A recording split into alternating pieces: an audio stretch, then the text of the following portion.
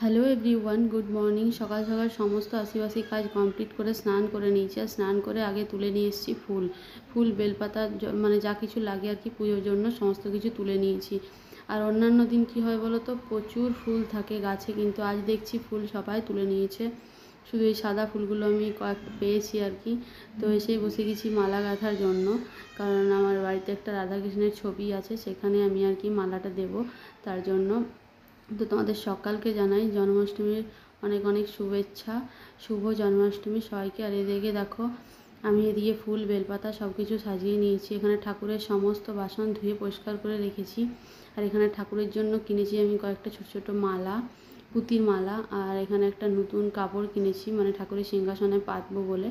আর তার সাথে কিছু ফলও রেডি করে নিয়েছি। চলো এখন এদিকে দেখো, সমস্ত ঠাকুরের ছবি, ঠাকুরের মূর্তি সব ভিজা কাপড় দিয়ে মুছে নিয়েছি ভালো করে পরিষ্কার করে। এখানে মা সরস্বতীর মুখটা কিন্তু পুরো সিঁদুরে একদম ঢেকে গেছিলো, তো ভালো করে মুছে পরিষ্কার করে নিলাম সমস্ত ঠাকুরগুলো।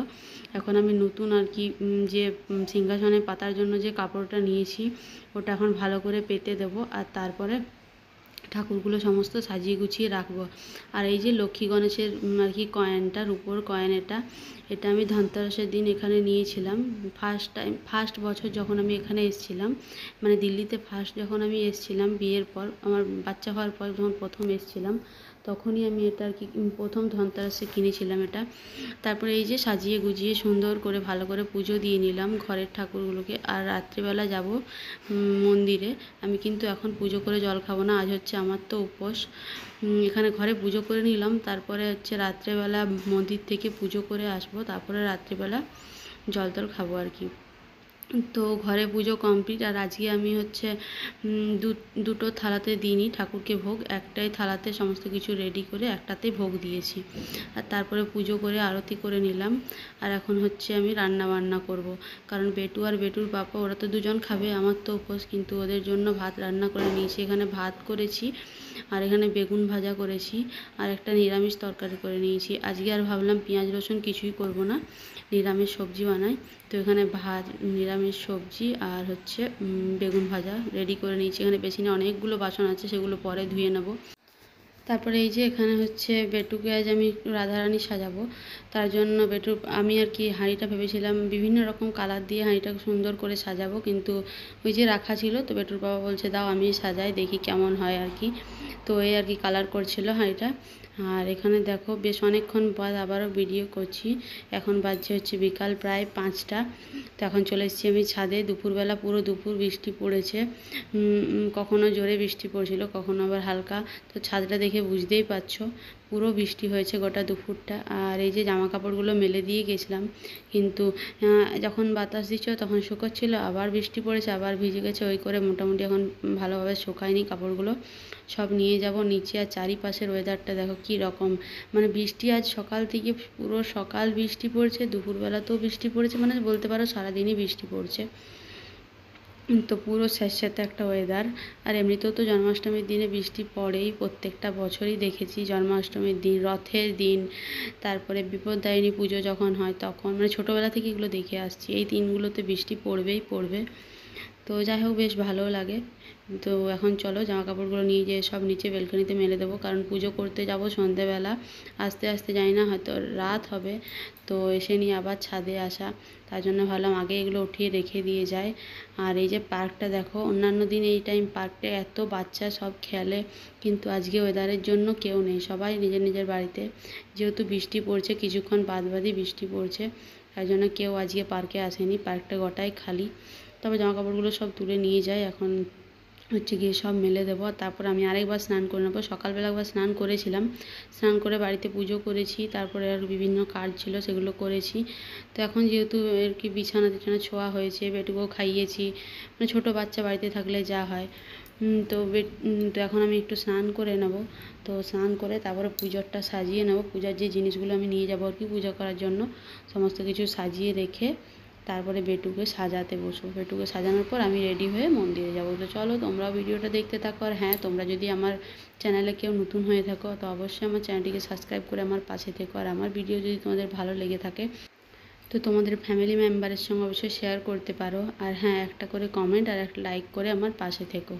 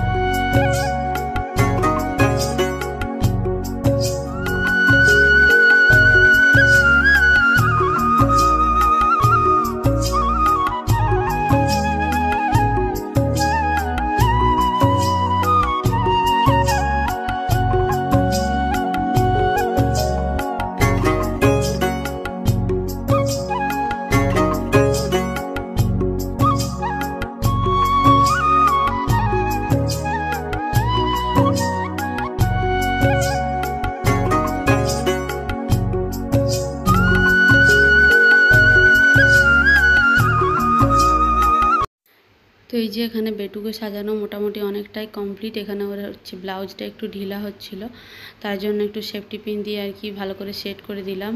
আর এই যে এটা হচ্ছে আমার একটা শাড়ি ছিল, ওটা দিয়ে ওর জন্য বানিয়েছি ছোট্ট একটা ব্লাউজ, আর তার সাথে ছোট্ট একটা লেহেঙ্গার মতো। তো এটা আর কি আজকের দিনে পরানোর জন্যই আমি বানিয়েছিলাম। তো কেমন হয়েছে অবশ্যই তোমরা কমেন্ট করে জানিও। আর এই যে জুয়েলারিগুলো, ইয়েলো কালারের যে জুয়েলারিগুলো, এগুলো আমি নিজেই বাড়িতে বানিয়েছি। এগুলো হচ্ছে উল দিয়ে বানিয়েছি, উল আর সাদা যে পুঁতি থাকে সেটা দিয়েই বানিয়েছি। তো কেমন হয়েছে জিনিসগুলো অবশ্যই তোমরা কমেন্ট করে জানিও। তো চলো আমিও রেডি হয়ে নিই, তারপরে একেবারেই তোমাদের কাছে আসছি।